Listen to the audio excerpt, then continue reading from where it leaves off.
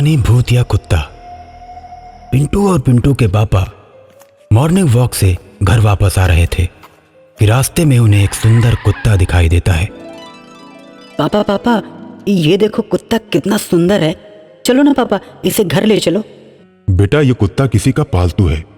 जब हम बाजार चलेंगे तो वहां से एक प्यारा सा कुत्ता खरीद कर लाएंगे। लेकिन पिंटू अपनी जिद पर अड़ा रहता है। आखिरकार पिंटू के पापा उस कुत्ते को लेकर घर जाने के लिए तैयार हो जाते हैं। वो कुत्ता पिंटू से इतना घुल मिल जाता है कि जैसे पिंटू को कब से जानता हो। देखा पापा, ये कुत्ता कितना प्यारा है। अगर ये किसी का कुत्ता होता तो कोई न कोई जरूर इसे खोजते हुए आता। पिंटू और कुत्ता खूब मस्ती करते, खेलते कूदते और बड़े ही प्यार से रहते। पिंटू तो उस कुत्ते को सिर्फ एक जानवर समझ रहा था, लेकिन असलियत में वो एक भूत था। रात के 12 बजे कुत्ता घर से निकलता, आदमी का रूप बनाकर अमीर लोगों के घर जाता। जिस घर में अच्छी नस्ल के कुत्ते रहते, वो कुत्ता उन अमीर घर के कुत्तों को काटकर मार डालता। पूरे इलाके में हाहाकार और पुलिस डिपार्टमेंट में खलबली मच जाती है। इंस्पेक्टर अपने सिपाहियों को जल्द से जल्द कुत्तों के कातिल का पता लगाने के लिए बोलता है। पुलिस रात को पहरा देना शुरू कर देती है, लेकिन कुत्तों की हत्या का सिलसिला रुकने का नाम नहीं लेता। और एक दिन रात के 12 बजे अचानक से पिंटू की आंख खुलती है और वो अपने कुत्ते को घर से बाहर जाता हुआ देखता है। पिंटू अपने पापा के पास जाकर कुत्ते के जाने की बात कहता है। पिंटू के पापा पिंटू के साथ कुत्ते को खोजने के लिए निकल पड़ते हैं और कुछ दूर जाने के बाद उन्हें अपना कुत्ता एक धनी आदमी के घर में जाता हुआ दिखाई देता है। पिंटू बेटा, चलो हम उसके पीछे चलते हैं। हम देखते हैं कि वो कहां जा रहा है। पिंटू के पापा और पिंटू अपने कुत्ते के पीछे पीछे घर के गेट तक पहुंचते हैं। गेट पर चौकीदार सोया हुआ रहता है। कुत्ता गेट के नीचे से अंदर घुस जाता है और अंदर घुसते ही आदमी बन जाता है। उस आदमी का शरीर हरा हो जाता है और उसके पैर उल्टे रहते हैं। अब वो भूत बन चुका कुत्ता घर के बंधे हुए कुत्ते को पकड़कर उसकी गर्दन काट देता है। ये देख पिंटू के पापा सारा माजरा समझ जाते हैं कि कुत्तों को मारने वाला कोई और नहीं, यही है। अब पिंटू के पापा थाने में फोन करके सारी बात बताते हैं। थोड़ी ही देर में पुलिस की गाड़ी आ जाती है। पुलिस वाले उस घर को चारों तरफ से घेर लेते हैं, जिसके अंदर वो भूत कुत्ते का खून पी रहा होता है। तुम जो भी हो, अपने आप को पुलिस के हवाले कर दो। इसी में तुम्हारी भलाई है, नहीं तो तुम्हारा इनकाउंटर कर दिया जाएगा। अपने हाथ ऊपर करो और चुपचाप बाहर आ जाओ। इंस्पेक्टर के कई बार बोलने के बाद भी वो बाहर नहीं आता। अब हमारे सिपाही अंदर जा रहे हैं और तुम्हारा इनकाउंटर करेंगे। इतना कहकर इंस्पेक्टर सिपाहियों को आदेश देता है और सिपाही गेट के अंदर घुस जाते हैं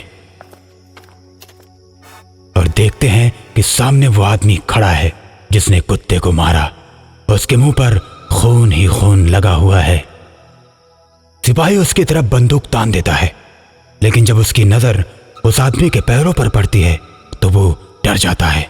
भाई, इसके तो पैर उल्टे हैं। ये कोई इंसान नहीं, ये भूत है, भूत। इस पर किसी गोली का असर नहीं होगा। चलो यहां से चलते हैं।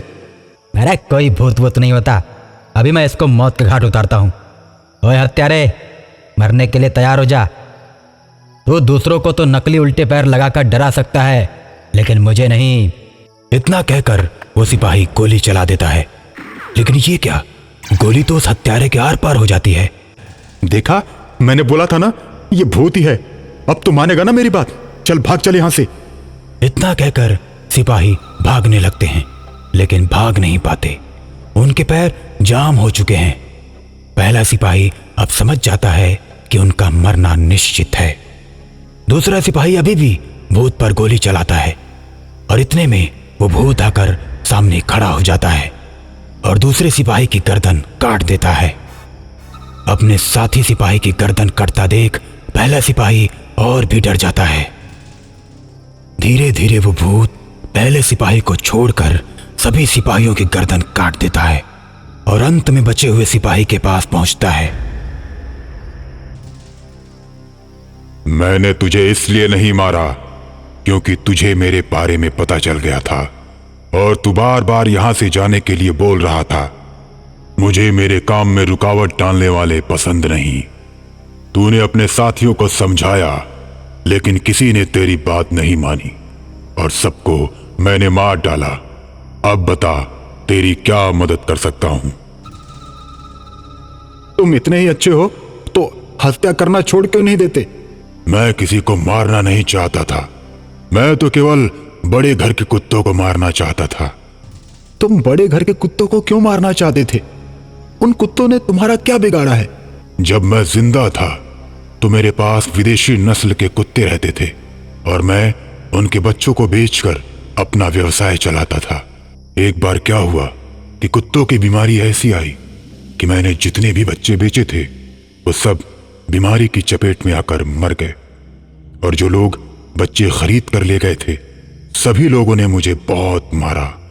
बल्कि मैंने उन्हें उनका पैसा लौटाने के लिए बोला था लेकिन किसी ने मेरी एक नहीं सुनी और ज्यादा खून बहने की वजह से मैं मर गया। जब मैं मर गया तो इन लोगों ने मुझे मेरे घर के पास ही गाड़ दिया। तब से मेरी आत्मा भटक रही है। ठीक है, मैं तुम्हारा अंतिम संस्कार करूंगा और तुम्हें मुक्ति भी दिलवाऊंगा। इतना कहकर सिपाही भूत के घर जाता है और जमीन खोदकर उसके कंकाल को निकालकर उसका अंतिम संस्कार कर देता है। भूत को मुक्ति मिल जाती है और सभी लोगों को शांति। जद्दीपुरा के देवी मां के मंदिर में नवरात्रों की पूजा बड़े ही हर्षोल्लास के साथ चल रही थी। काफी भक्त इकट्ठे हुए थे और पंडित रामदीन देवी मां के मंत्रों उच्चारण कर रहे थे। तभी अचानक कहीं से बड़ी तेज आंधी आई जिसमें सारी हवन सामग्री के साथ साथ पंडित रामदीन भी हवा में उड़ गए।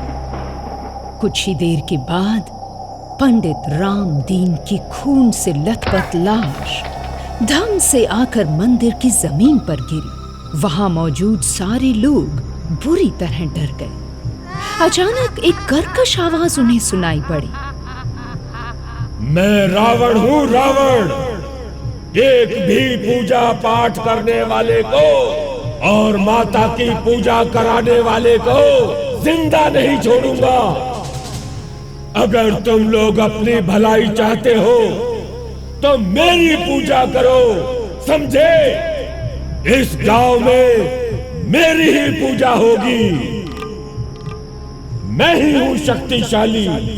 संपूर्ण विश्व में मेरे नाम का डंका बजता है।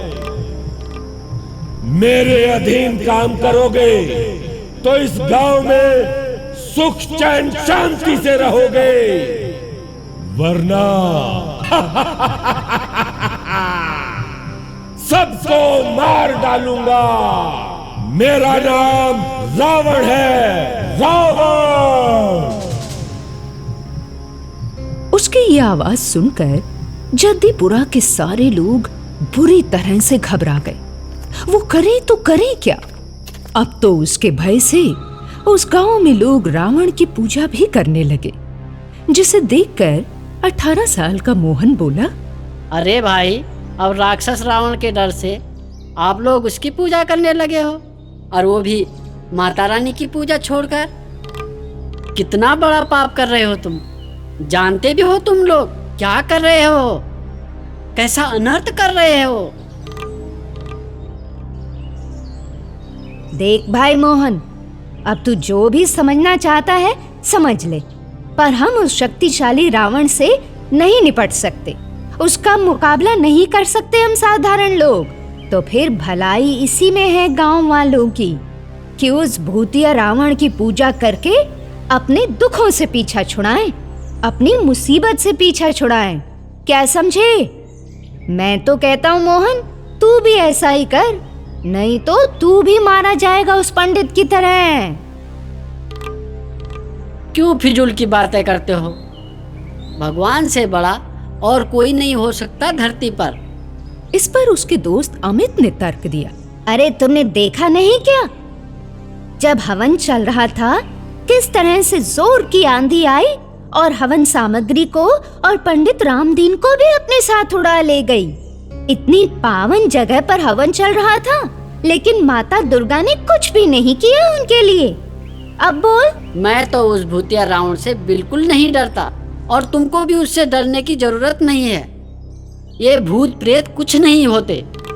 माता रानी की शक्ति के आगे सब फीके पड़ जाते हैं। मोहन के इतना कहते ही भयानक रूप वाला वो राक्षस अपने 10 मुंह को फाड़े हुए प्रकट हो गया और मोहन को उसी वक्त वही मार मार कर खा गया। ये नजारा देखकर अमित अब बुरी तरह से डर गया था। उसे देखकर वो भूतिया रावण बोला, डरो मत अमित, अब से तुम मेरे भक्त हो, मेरे परम भक्त। मैं रावण हूँ। रावण, जब मेरा मन करेगा मैं तुम्हारे शरीर में प्रवेश करूंगा और जब मन करेगा निकल जाऊंगा।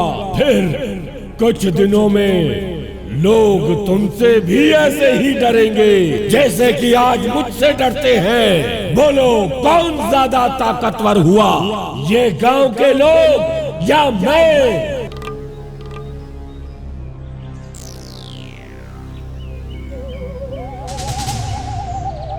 अब अमित अपने शरीर में से रावण की आत्मा को निकालने के लिए एक और मंदिर में गया, जहां पर माता रानी की भेंटें गाई जा रही थी। उसे पूरा यकीन था कि वहां पर उसका काम जरूर बनेगा। वो जैसे ही मंदिर के अंदर घुसा कि रावण की आत्मा वहां फिर से प्रकट हो गई। रावण की आत्मा ने वहां मौजूद हर आदमी से कहा, देखो मैं रावण हूँ, रावण। अगर पूजा करनी ही है, भेंटें गानी ही है, भजन कीर्तन करना है ना, तो मेरा करो। क्या करेगी तुम्हारी माता रानी? अब तक तो गांव वालों का भला किया नहीं, अब कौन सा कुबेर का खजाना ले आएगी वो? माफ कर दीजिए, आप जो कोई भी हैं, कृपया यहाँ से जाइए। हमने आपका कुछ नहीं बिगाड़ा। आप माता रानी की पूजा में विघ्न डाल रहे हैं। अच्छा, विघ्न? मैं पूजा में विघ्न डाल रहा हूँ? कितनी बार तुम्हें चेताया है मैंने, माता रानी की पूजा को बंद करके मेरी पूजा करो। अगर अपने बच्चों की सलामती चाहते हो तो बंद करो ये भजन कीर्तन, वरना एक एक को मारकर खा जाऊंगा। और ऐसा हुआ भी। पुजारी के विरोध करने पर उस राक्षस ने उस मंदिर के पुजारी का काम तमाम कर दिया। फिर जैसे ही अमित मंदिर के बाहर आया, वो धीरे धीरे अपने असली रूप में आया। असली रूप में आने के बाद लोगों ने उसे पकड़ लिया और पुलिस के हवाले कर दिया, जिससे उसे उम्र कैद की सजा हुई। अब वो एक कैदी के रूप में सिटी जेल में सजा काट रहा था। वहां मौजूद एक दूसरे कैदी ने उससे कहा, नया नया कैदी आया है, हैं? पुजारी का खून करके आया है? अबे यार, क्या पड़ी थी तुझे खून करने की? ये सुनते ही अमित के शरीर में एक बार फिर से रावण की आत्मा प्रवेश कर गई। वो बोली, हाँ हाँ मारा है, और अब कान खोल के सुनो। इस जेल में मौजूद हर इंसान को मार डालूंगा, किसी को नहीं छोड़ूंगा, किसी को भी नहीं। मेरा नाम रावण है, रावण। ऐसा कहकर उसने मौजूद वहां सारे लोगों को मार दिया। उसके 10 मुंह से भयंकर आग की लपटें उठ रही थी, जिसमें सारा का सारा सिटी जेल जलकर राख हो गया। गांव में रोज ऐसी घटनाएं अब आम हो चली थी, जिससे अमित के घर वाले बेहद परेशान थे। वो एक ऐसे तांत्रिक की तलाश में थे जिससे अमित को मुक्ति मिले और उस राक्षस रावण का भी काम तमाम हो जाए। फिर कुछ दिनों की तलाश के बाद उन्हें शिव जी का एक भक्त मलंग तांत्रिक बाबा मिला, जिसने उन्हें गांव की सारी स्थिति वहीं बैठे बैठे बता दी। उसने कहा कि जद्दीपुरा गांव में ये रावण राक्षस जब तक है तब तक ना अमित का भला हो सकता है और ना ही गांव वालों का। उसने फौरन देवी मां की पूजा की तैयारी करी और फिर कहा, दशहरे का दिन, विजयदशमी का दिन अति पवित्र दिन है। ये त्याग और तप का दिन है। यही दिन उत्तम है रावण को उसके असली लोक में भेजने का। मुझे मेरे लोक में भेजोगे? रावण को रावण के लोक में भेजोगे? इसके बाद तांत्रिक ने अपने हाथ में पवित्र जल लेकर अमित के ऊपर छींटे मारे। पवित्र मंत्रोच्चारण की शक्ति से उस रावण की आत्मा को कैद कर लिया, जिससे वो छटपटाकर इधर उधर भागने लगी और फिर अंततः रावण के पुतले में जाकर धूं धूं कर जल उठी। उसके बाद तो गांव के लोगों ने चैन की सांस ली और दशहरा